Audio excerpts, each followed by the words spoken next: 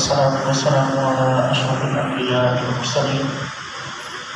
أما بعد فأعوذ بالله من الشيطان الرجيم بسم الله الرحمن الرحيم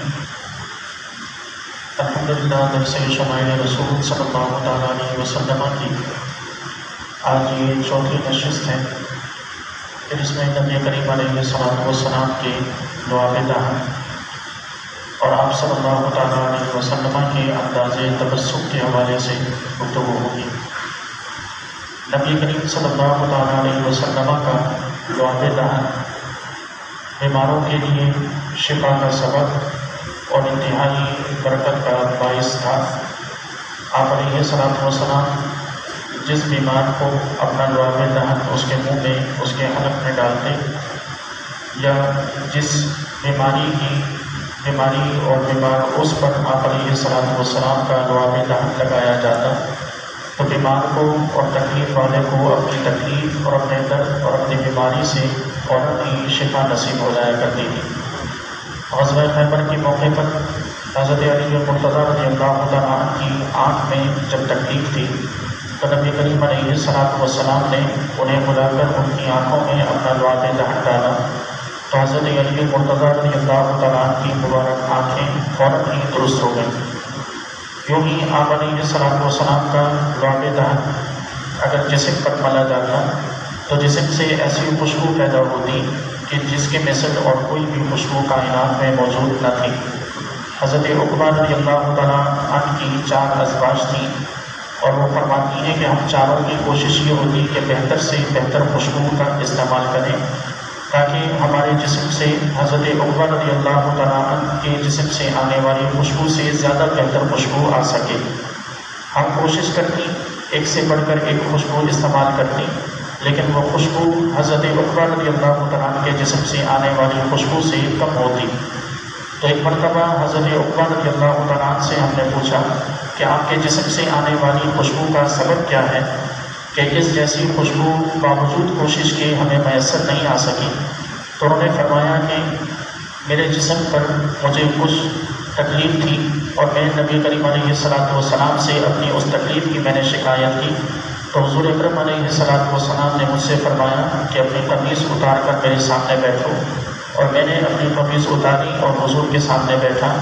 آپ صلی اللہ تعالیٰ علیہ وسلم نے اپنا دعا دہن میرے جسم پر ملا تو اس کی وجہ سے اللہ نے مجھے شفا بھی عطا فرمائی اور اسی کی وجہ سے اللہ تعالیٰ نے میرے جسم میں یہ خوشبو بھی پیدا فرمائی۔ یوں ہی نبی کریم علیہ السلام کا دعا دہن کھارے پانی کو میٹھا کر دیا کرتا تھا۔ مدینہ منورہ میں بہت سے ایسے کنوؤں کا تذکرہ موجود ہے کہ جن میں آپ علیہ السلام نے دعا دہن ڈالا تو ان کنوؤں کا کھارا پانی میٹھے پانی میں تبدیل ہو گیا، یہاں تک کہ حضرت انس رضی اللہ تعالیٰ عنہ کے گھر کے صحن میں کنواں تھا۔ آپ نے جب اس میں دعا دہن ڈالا تو مدینہ منورہ میں اس کنویں سے زیادہ میٹھا پانی اور کسی بھی کنویں کا نہ تھا۔ حضرت قتادہ رضی اللہ تعالیٰ عنہ کی آنکھ میں دوران جنگ کوئی تیر لگا اور زخم ہوا۔ حضرت قتادہ رضی اللہ تعالیٰ نبی کریم علیہ السلام کی بارگاہ میں حاضر ہوئے۔ حضور اکرم علیہ السلام نے ان کی آنکھ میں دعا دہن ڈالا تو آپ رضی اللہ تعالیٰ کا فرمانا ہے کہ میری وہ آنکھ کہ جس میں حضور نے دعا دہن ڈالا تھا اس آنکھ میں پھر زندگی بھر کسی قسم کی کوئی تکلیف نہ ہوئی۔ آپ علیہ السلام کا دعا دہن جو تشنا مزاج کے ہوتے یا بہت زیادہ پیاسے مزاج کے ہوتے، جب نبی کریم علیہ السلام اپنا دعا دہن ان کے منہ میں ڈالتے تو ان کی سیرابی کا سبب بن جایا کرتا تھا۔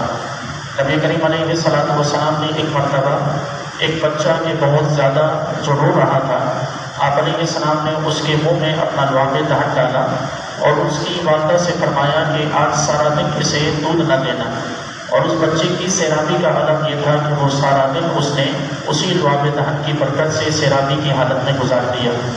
حضرت امام حسن رضی اللہ تعالیٰ عنہ پر یہ کیفیت طاری ہوئی کہ آپ سخت تشنگی میں تھے اور سخت پیاس کے عالم میں تھے۔ حضور اکرم علیہ السلام نے اپنی زبان مبارکہ کو ان کے منہ میں داخل کیا۔ امام حسن رضی اللہ تعالیٰ عنہ اس زبان مبارکہ کو چوستے رہے یہاں تک کہ صرف حضور کی زبان مبارک کے چوسنے سے اس قدر سیرابی ہوئی کہ سارا دن آپ رضی اللہ تعالیٰ عنہ سیراب رہے۔ تو یہ نبی کریم علیہ السلام کے لعاب دہن کی چند برکات ہیں، اور اس لعاب دہن کا صحابہ کرام کی نظر میں مقام و رتبہ یہ تھا کہ صحابہ کرام رضوان اللہ تعالیٰ علیہم اجمعین کی کوشش یہ ہوتی کہ انہیں نبی کریم علیہ السلام کا لعاب دہن ملے کہ جسے وہ اپنے چہروں پہ بن لیں، اور یہ نبی کریم علیہ السلام کے یقیناً آپ علیہ السلام کے لعاب دہن کی برکات تھی کہ جن پر صحابہ کرام رضوان اللہ تعالیٰ علیہم اجمعین کا عقیدہ بھی تھا، اور نبی کریم علیہ السلام سے یہ کمال محبت کا ثبوت بھی۔ نبی کریم علیہ السلام کے تبسم کی بات کی جائے تو آپ علیہ السلام کی عادت مبارکہ تھی کہ آپ صلی اللہ تعالیٰ علیہ وسلم تبسم سے بڑھ کر زیادہ آگے کی ہنسی کی جو دیگر اقسام ہیں ان کی طرف نہ جایا کرتے تھے۔ آپ علیہ السلام سے زیادہ جو مروی ہے کہ آپ کے ہنسنے کا اور ضحک کا انداز جو تھا وہ زیادہ سے زیادہ اتنا تھا کہ آپ علیہ السلام کے دندان مبارک ظاہر ہوتے۔ اس سے بڑھ کر قہقہے کا انداز کہ آواز نکال کر ہنسنا یہ حضور کو ناپسندیدہ تھا، اور کبھی بھی نبی کریم علیہ السلام سے قہقہہ لگانا یہ کسی بھی حدیث مبارکہ میں مروی نہیں ہے۔ البتہ جن روایات میں اس بات کا ذکر ملتا ہے کہ حضور اکرم علیہ السلام اس قدر ہنسے، آپ نے ضحک فرمایا کہ آپ کی نواجس یعنی آپ کی جو داڑھ ہے وہ ظاہر ہوئی، تو اس سے مراد یہ بطور مبالغہ استعمال کیا جاتا ہے کہ جب کوئی شخص زیادہ مسکرانے لگے تو اس کے لیے کہا جاتا ہے کہ وہ شخص اتنا ہنسا کہ اس کے آخری جو داڑھ ہے وہ ظاہر ہوئی، وگرنہ نبی کریم علیہ السلام کے سامنے کے دانت، آپ کے دندان مبارک اور آپ کی ابتدا جو شروع کی جو داڑھ مبارک ہے مسکرانے اور ضحک کی وجہ سے وہ ظاہر ہوتی، اور زیادہ ہنسنا یہ چونکہ انسان کی وقار کو کم کرتا ہے تو اس لیے حضور اکرم علیہ السلام زیادہ تر تبسم فرمایا کرتے تھے۔ یہ بھی بہت کم ہوا کہ آپ نے اس انداز میں ضحک فرمایا ہو کہ آپ کے دندان مبارک ظاہر ہوئے ہوں۔ لمحۂ مبارک آپ علیہ السلام کے کھل جاتے، سامنے کے دندان مبارک ہلکے سے ظاہر ہوتے کہ جن سے نور کی شعاعیں نکلتی ہوئی دکھائی دی جاتی تھیں۔ آپ علیہ شیخ ابن حجر علیہ رحمہ فرماتے ہیں کہ تمام حدیثوں سے ثابت ہے کہ نبی کریم علیہ السلام بڑی سے بڑی حالتوں میں اور اکثر اوقات میں تبسم سے آگے تجاوز نہیں فرمایا کرتے تھے، اور تبسم یہی ہے کہ آپ علیہ السلام ہلکا سا مسکراتے کہ جن میں ہلکے سے دانت ظاہر ہوتے۔ یوں ہی آپ علیہ السلام کے گریے کا انداز بھی یہی تھا، یعنی آپ کے رونے کا انداز بھی یہی تھا کہ رونے میں آواز بالکل نہ ہوتی، اور آپ علیہ السلام کی آنکھوں سے آنسو جاری رہتے۔ اور یہ جو حضور اکرم علیہ السلام سے اپنی امت کے غم میں اور اپنی امت کی محبت میں رونا مروی ہے، اس تمام سے یہی مروی ہے اور یہی مراد ہے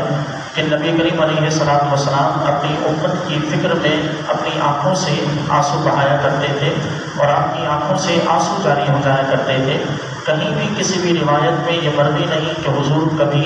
آواز سے روئے ہوں، البتہ رونے کی وجہ سے اور شدت فکر اور شدت غم کی وجہ سے آپ علیہ السلام کے سینے سے ایک آواز نکلا کرتی تھی، وہ آواز مقبول ہے، لیکن اس کے علاوہ جس طرح کے بالعموم ہمارے ہاں آواز سے رویا جاتا ہے، نبی کریم علیہ السلام ان تمام چیزوں سے منزہ اور مبرہ تھے۔ اللہ تبارک و تعالیٰ سے دعا ہے کہ اللہ تعالیٰ ہم سب کو نبی کریم علیہ السلام کے صدقہ و خیر آپ کی سیرت طیبہ پر عمل کی توفیق فراہم فرمائیں۔